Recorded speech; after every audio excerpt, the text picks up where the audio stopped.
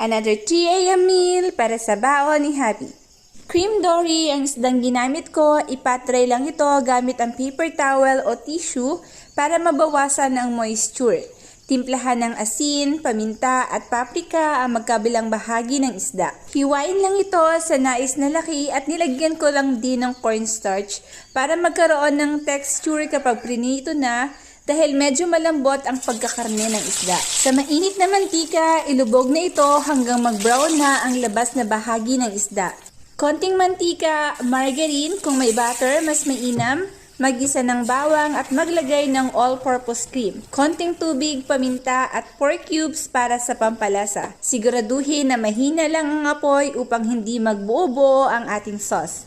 Kapag kumulo na, oras na para ibuhos ang ating creamy sauce sa isda. Ready na ang ating cream dory and creamy sauce. Enjoy!